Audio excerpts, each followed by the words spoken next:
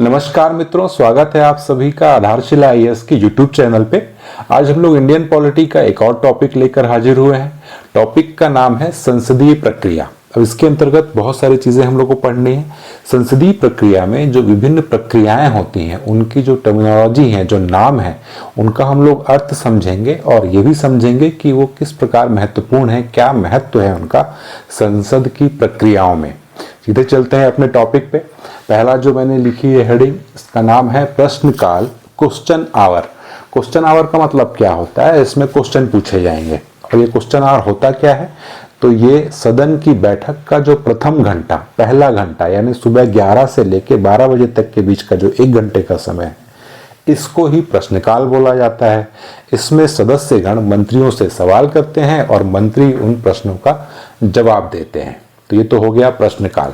अब ये जो प्रश्न पूछे जाते हैं, इनकी भी 3 कैटेगरी हैं: तारांकित प्रश्न, अतारांकित प्रश्न और अल्प सूचना के प्रश्न। तारांकित स्टार्ड क्वेश्चन, अनस्टार्ड क्वेश्चन और शॉर्ट नोटिस क्वेश्चन। ठीक। तारांकित प्रश्न जो होते हैं, ये ऐसे प्रश्न हैं जिनके उत्तर मंत्रियों द्वारा मौखिक दिए जाते हैं। ठीक है। और अतारांकित प्रश्न जो हैं, इनके उत्तर लिखित रूप में दिए जाते हैं। ठीक है। अब चूंकि ये मौखिक दिए जाते हैं, इसलिए तारांकित प्रश्नों में अनुपूरक प्रश्न पूछे जा सकते हैं, क्योंकि वहीं पे बात हो जा रही है। मंत्री ने उत्तर दिया और अगर सेटिस्फाइड नहीं हो पाया कोई सदस्य जिसने ये प्रश्न किया है, तो अनुपूरक प्रश्न पूछा जा सकता है कि भैया ये आपने बता दिया, ये आप करोगे, लेकिन कैसे करोगे? समझ गए? और चूंकि ये लिखित उत्तर दिए जाते हैं अतारांकित प्रश्नों के, इसलिए इसमें अनुपूरक प्रश्न पूछने का प्रावधान नहीं है। समझ गए? तारांकित प्रश्न मौखिक उत्तर दिए जाएंगे मंत्रियों द्वारा, अतारांकित प्रश्न लिखित उत्तर दिए जाते हैं। तारांकित प्रश्नों में अनुपूरक प्रश्न पूछे जा सकते हैं, जबकि अतारांकित प्रश्नों में अनुपूरक प्रश्न पूछने की अनुमति नहीं है। ठीक। अल्प सूचना के प्रश्न, अब जैसा कि नाम है अल्प सूचना के प्रश्न, तो वैसे ही इसका काम है, यानी कि इन प्रश्नों को पूछे जाने के लिए सूचना का जो टाइम है, इसको बोलते हैं नोटिस पीरियड, वो कम है। सामान्य तौर पे साधारण कोई क्वेश्चन पूछा जाता है तो उसके लिए 15 दिन का नोटिस पीरियड होता है कि आपको प्रश्न पूछना है, आज मैं बता दूंगा कि ये प्रश्न मैं पूछना चाहता हूं, तो 15 दिन बाद वो सदन में पूछ सकता हूं मैं। ठीक है। लेकिन अल्प सूचना के प्रश्न जो होते हैं, तो 15 दिन का समय नहीं, इसमें 10 दिन की पूर्व सूचना के बाद ही ये प्रश्न पूछे जा सकते हैं, इसलिए इनको अल्प सूचना के प्रश्न कहा जाता है। ठीक। ये तो हो गया प्रश्नकाल और प्रश्नों के प्रकार। अब देखते हैं हम लोग 0R, जिसको शून्य काल कहा जाता है। ठीक है। 0R जो है, ये प्रश्नकाल के ठीक बाद का 1 घंटे का समय है, यानी 11 से 12 प्रश्नकाल हो गया, फिर 12 से 1 का जो समय है, ये शून्यकाल है।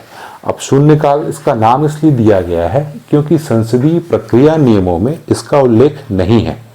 ठीक है। ये एक अनौपचारिक प्रक्रिया है जो संसदीय में धीरे धीरे संसद में परंपरा के रूप में ये बढ़ती चली गई। इसमें क्या होगा, पहले तो ये प्रश्नकाल के बाद का समय है, और इसमें यहाँ पे जो प्रश्न पूछे जाएंगे या जो चर्चा की जाएगी, इसके लिए कोई नोटिस पीरियड नहीं होता है। ये अनौपचारिक प्रक्रिया या अनौपचारिक चर्चा चलती है, इसको शून्यकाल कहते हैं। अब अनौपचारिक चलती है तो इसका मतलब ये नहीं है कि ये महत्वपूर्ण नहीं है, ये महत्वपूर्ण बहुत ज़्यादा है, क्योंकि इसको यहाँ प्रश्न पूछने के लिए कोई औपचारिक प्रक्रियाएं नहीं है। यहाँ पे कैजुअली सदस्य प्रश्न पूछ सकते हैं। ठीक है। और जो शून्यकाल है, ये विश्व को भारत की देन है, यानी कि भारत द्वारा ही शुरू किया गया है कि शून्यकाल में ये लोग थोड़ी चर्चाएं कर लेते हैं या प्रश्न वगैरह पूछ लेते हैं। ठीक। फिर अगली चीज है आधे घंटे की चर्चा। ये आधे घंटे की चर्चा क्या है? Half an hour discussion. ये जो चर्चा है, जब कोई बहुत अधिक लोक महत्व का कोई प्रश्न है, उस पर ये आधे घंटे की चर्चा हो जाती है। कब होती है? जब सदन का जो आखिरी आधा घंटा है, कार्यवाही चल रही है सदन की सुबह 11 से, जो अंतिम आधा घंटा है, उस पर इसमें चर्चा की जा सकती है।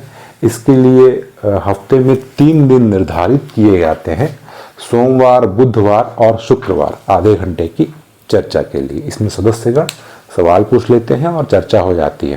ठीक। फिर अल्पकालीन चर्चा। ये अल्पकालीन जो चर्चा है, इसको 2 घंटे की चर्चा भी कहा जाता है। ये भी सेम चीज है। क्या है इसमें? इसमें भी कोई अविलंबनीय लोक महत्व का कोई प्रश्न है, उस पर चर्चा की जा सकती है।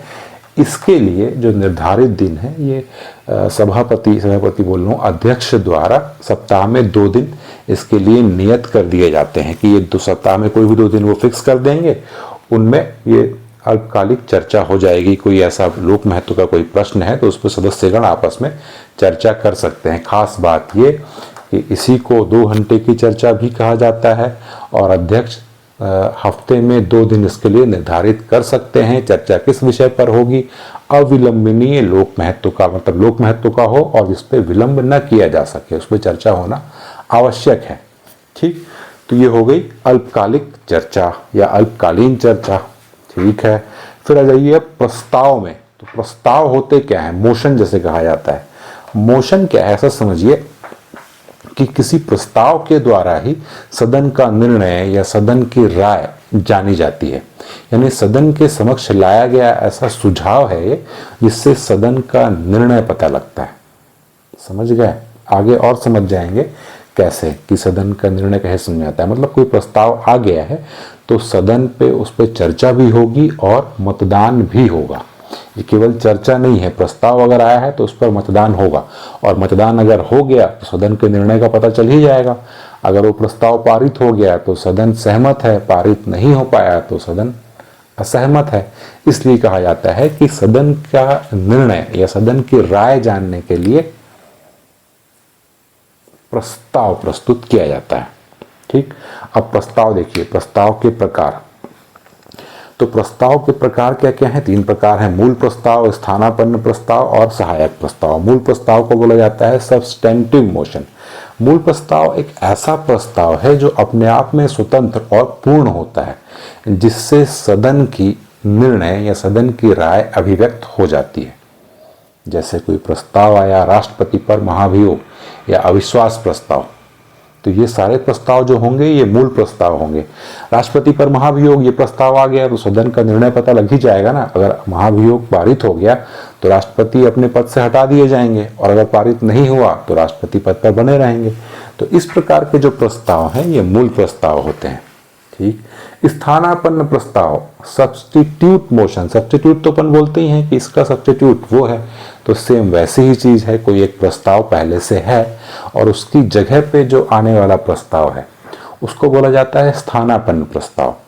और स्थानापन्न प्रस्ताव अगर पारित हो जाए तो मूल प्रस्ताव जो है वो समाप्त हो जाएगा। समझ गए? एक प्रस्ताव चला आ रहा था और उसके स्थानापन्न, उसके सब्स्टिट्यूट के रूप में एक प्रस्ताव प्रस्तुत कर दिया जाए और ये प्रस्ताव जो सब्स्टिट्यूट के रूप में आया है ये पारित हो गया तो ये वाला समाप्त हो गया क्योंकि सब्स्टिट्यूट को पारित कर दिया। तो बस यही चीज है स्थानापन्न प्रस्ताव। और तीसरा है सहायक प्रस्ताव, सब्सिडियरी मोशन। सहायक प्रस्ताव क्या होता है? जैसा कि नाम वैसा ही काम। सहायक प्रस्ताव किसी मूल प्रस्ताव से संबंधित होगा या उसका उस पर निर्भर होगा, उसकी सहायता करने के लिए प्रस्तुत किया गया है। सहायक प्रस्ताव अपने आप में पूर्ण और स्वतंत्र नहीं होता, किसी मूल प्रस्ताव पर निर्भर होता है। अपने आप में ये पारित नहीं होता है, जब मूल प्रस्ताव पारित हो जाएगा तो ही ये पारित माना जाएगा। ठीक, और अगर मूल प्रस्ताव समाप्त हो गया तो सहायक प्रस्ताव भी साथ में ही समाप्त हो जाएगा। ठीक है, अब चलते हैं ये और ज्यादा इंपॉर्टेंट प्रस्ताव की अब और कैटेगरी।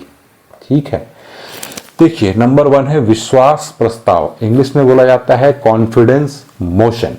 विश्वास प्रस्ताव जो है ये कुल मिला के ये लोकसभा में ही प्रस्तुत किया जाता है और इसका मूल उद्देश्य होता है कि जो भी सत्ताधारी दल है उसको अभी भी लोकसभा में बहुमत प्राप्त है या नहीं है।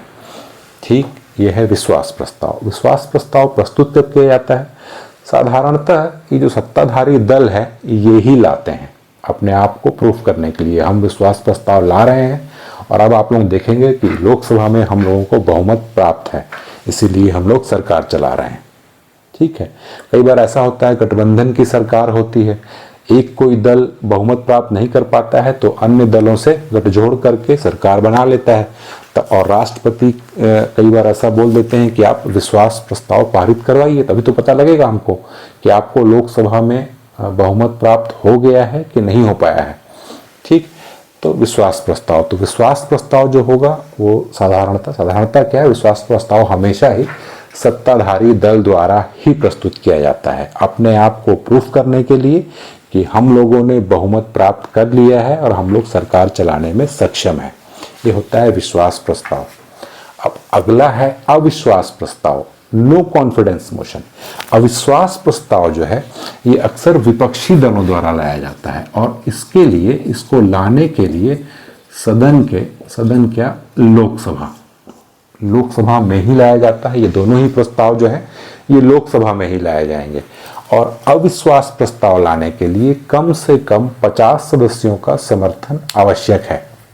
ठीक, अब ये क्या है, अविश्वास प्रस्ताव जो है ये सत्ताधारी दल को चैलेंज करने के लिए लाया जाता है कि अब आपको लोकसभा में बहुमत प्राप्त नहीं है, ऐसा हमको लग रहा है, तो हम अविश्वास प्रस्ताव लाए हैं, मतदान होगा, अगर आपको बहुमत प्राप्त हो गया तो आप चला ही रहे थे, सरकार चलाते रहिए, और नहीं चला रहे हैं तो बस बढ़िया है, सरकार गिर जाएगी, फिर हम देखेंगे कि क्या करना है। ठीक, तो अविश्वास प्रस्ताव विपक्षी दलों द्वारा लाया जाएगा, इसका भी उद्देश्य वही है, ये चैलेंज के रूप में है सरकार को कि आप लोगों को लोकसभा में बहुमत प्राप्त है या नहीं है, ये हम देखेंगे।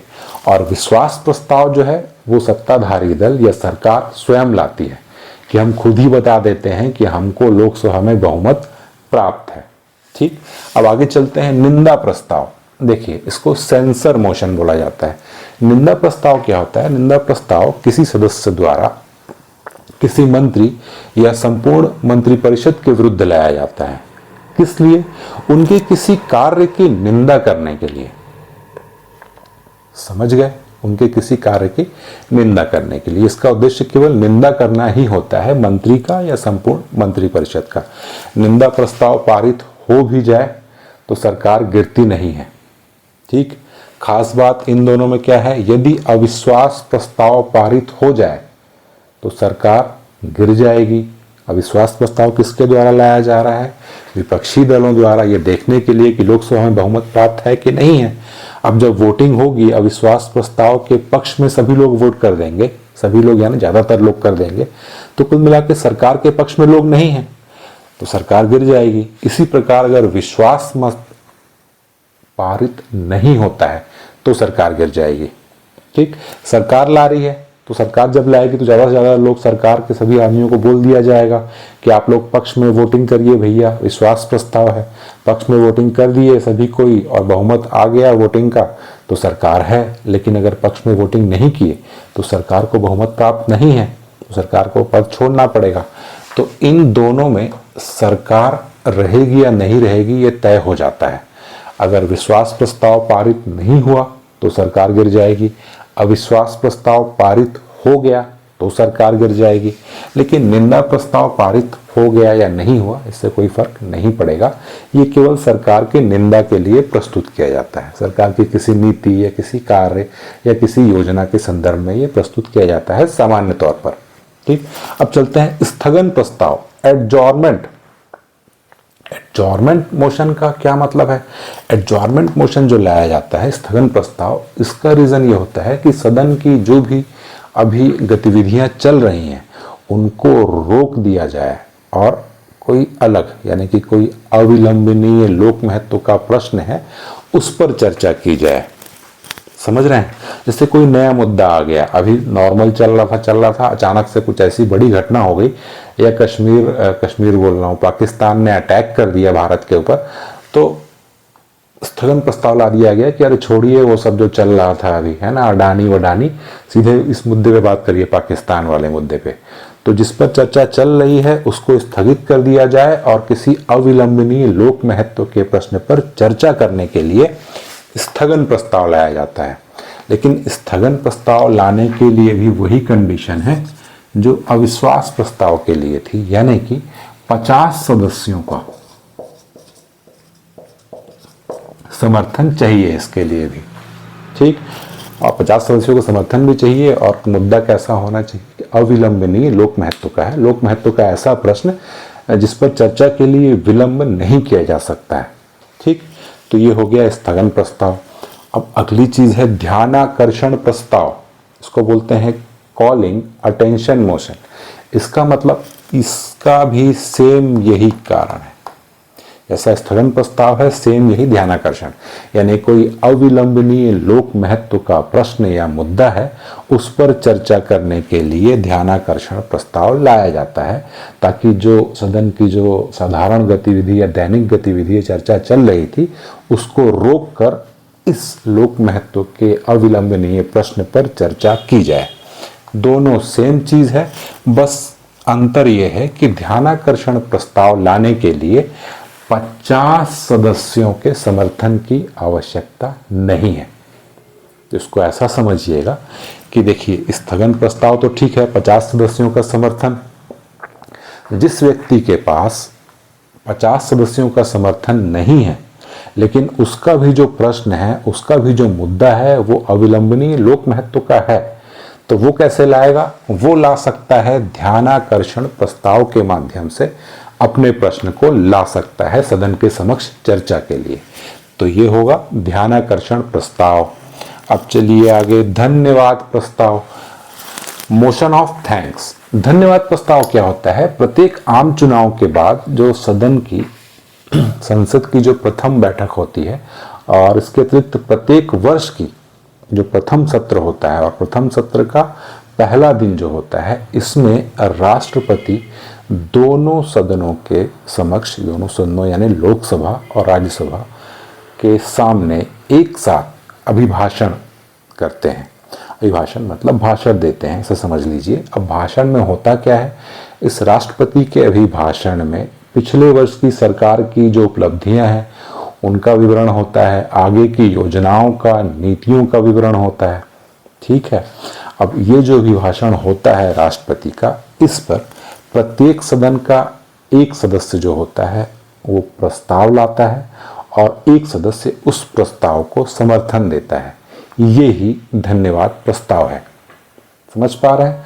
राष्ट्रपति के अभिभाषण पर एक सदस्य धन्यवाद प्रस्ताव लाएगा और दूसरा सदस्य उस धन्यवाद प्रस्ताव का समर्थन करता है। यही धन्यवाद प्रस्ताव होता है। ठीक। अच्छा, राष्ट्रपति का जो अभिभाषण होता है ये सरकार के पिछले वर्ष की उपलब्धियां, अगले वर्ष की योजनाएं, नीतियां, ये सरकार द्वारा ही तय की जाती हैं। सरकार ही लिख के देती है कि आपको बोलना क्या है, राष्ट्रपति स्वयं से ये नहीं देते हैं। ठीक है। अच्छा, धन्यवाद प्रस्ताव का भी पारित होना आवश्यक है। धन्यवाद प्रस्ताव अगर पारित नहीं हो रहा है तो इसका मतलब ये है कि सरकार जो है ये बहुमत में नहीं है। ठीक। अब आगे चलते हैं, विशेषाधिकार प्रस्ताव, प्रिविलेज मोशन। ये कुछ नहीं है, बड़ी सामान्य सी चीज है कि यदि कोई सदस्य विशेषाधिकार प्रस्ताव लाता है, उसका मूल उद्देश्य ये होता है कि वो ये कहना चाह रहा है कि मंत्री या मंत्री परिषद ने कुछ तथ्यों को छुपाया है या कुछ गलत जानकारियां दी हैं सदन को, जिससे संसद के सदस्यों के विशेषाधिकारों का हनन हुआ है। ठीक। तो इस प्रकार की सदस्य को लगता है कि किसी मंत्री ने झूठी जानकारी दी या पूरी की पूरी मंत्री परिषद ही तथ्यों को छुपा रही है, तब वो विशेषाधिकार प्रस्ताव के माध्यम से सदन को ये सूचित करवाता है कि भैया इन्होंने गलत जानकारी दी है, जिससे हमारे यानी कि संसद सदस्यों के विशेषाधिकारों का हनन हुआ है। ठीक। तो इसके लिए विशेषाधिकार प्रस्ताव लाएगा वो सदस्य। अब अंतिम में देखिए, कटौती प्रस्ताव, उसको बोला जाता है क्लोजर मोशन। याद रखिएगा, कहीं पे कट मोशन भी आएगा तो वो अलग है, ये है क्लोजर मोशन। क्लोजर मोशन का मतलब ये होता है, ये तब लाया जाता है जब किसी विधेयक पर पर्याप्त चर्चा हो चुकी है, तो अब उस पर चर्चा न की जाए, सीधे मतदान किया जाए। तो किसी विधेयक पर सीधे मतदान कराने के लिए, यानी कि चर्चा अब पर्याप्त हो चुकी है, अब चर्चा न की जाए, अब सीधे सीधे वोटिंग करा ली जाए, तो वोटिंग कराने के लिए जो प्रस्ताव लाया जाता है ये कटौती प्रस्ताव होता है। ये 4 प्रकार के होते हैं, बहुत ही इंपॉर्टेंट है। ठीक, ये करके समझते हैं।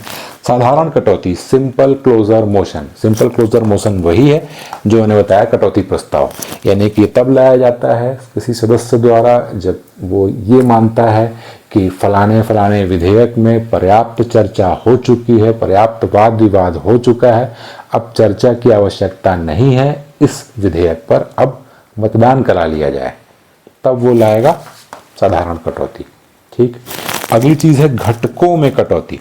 घटकों में कटौती का मतलब क्या है? जब इसमें कोई लंबा विधेयक या बड़े संकल्पों वाले विधेयक जो होते हैं उनके पूरे समूह को एक मान लिया जाए और उस पूरे एक समूह पर चर्चा की जाए और उस पूरे समूह पर ही मतदान करा लिया जाए। समझ पा रहे हैं? लंबे विधेयक, लंबे संकल्प हैं, बहुत सारे हैं, तो उनको एक समूह बना लिया जाए और समूह पर ही चर्चा की जाए और समूह पर ही मतदान करा लिया जाए। यह है घटकों में कटौती। और अगला है कंगारू कटौती। कंगारू कटौती में क्या होगा? जैसे कंगारू कूद कूद के चलता है, ऐसे कूदा फिर ऐसे कूदा, बस वही। तो किसी लंबा जो विधेयक है उसके विभिन्न उपखंडों,